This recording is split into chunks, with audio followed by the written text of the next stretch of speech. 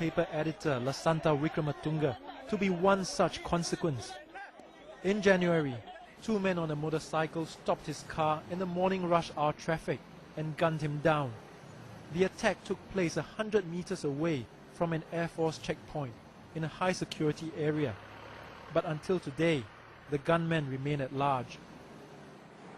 Wickrematunge was known as a harsh critic of both the government and the Tamil Tigers. His brother Lal is the managing director of the Sunday Leader newspaper, where he was the editor.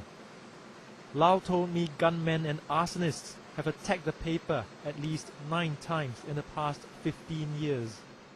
We find that during the last year and a half or two, journalists have been targeted time and again.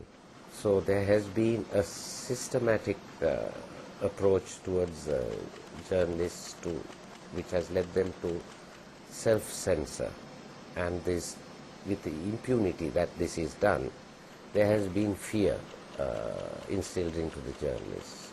If this could have been done to Lasanta, then anybody is fair game.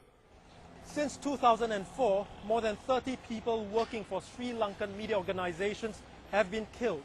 This according to press freedom advocates here.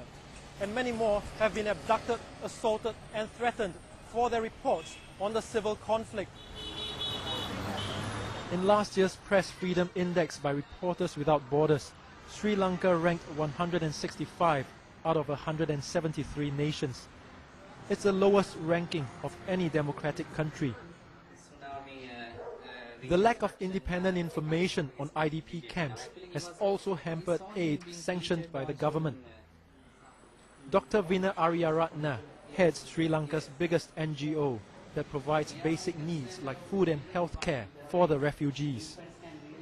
It would have been much better if we had known exactly what the resettlement plan is in terms of numbers, where they are going to resettle. Without knowing that, it's like you keep on indefinitely supporting relief, which has put us in a very difficult situation. We will not be able to maintain the quality of services that we are maintaining now. There will be a big health impact. People will suffer, there will be disease, there will be deaths.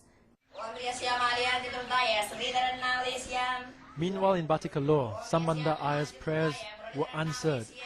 Before we parted ways, he received word that his sister and her children had just been released from Manic Farm. They would be resettled with her in-laws up north in Jaffna. I long to go back to the temple in my village. I want to return the religious statues that I took with me when we fled. I want to go back and serve the temple again. But they will have to wait for the government to complete its intensive demining work in the north before they can all go home. We never thought that the mission would be so gigantic. The LTT has even laid mines in paddy fields to prevent people from enjoying a livelihood. It's in the interest, I think, of the government and of the country that the people start moving back sooner, because that will give them confidence, that will put the country together. The longer they're there, the harder it's going to be. History shows how deeply entrenched ethnic tensions bred the rise of the LTTE. To hold the country together, some believe Tamils should have a degree of self-rule in the north. It's a prospect the government will not entertain. So while the military may have destroyed the rebels, Colombo faces a different battle now to win hearts and minds for national reconciliation.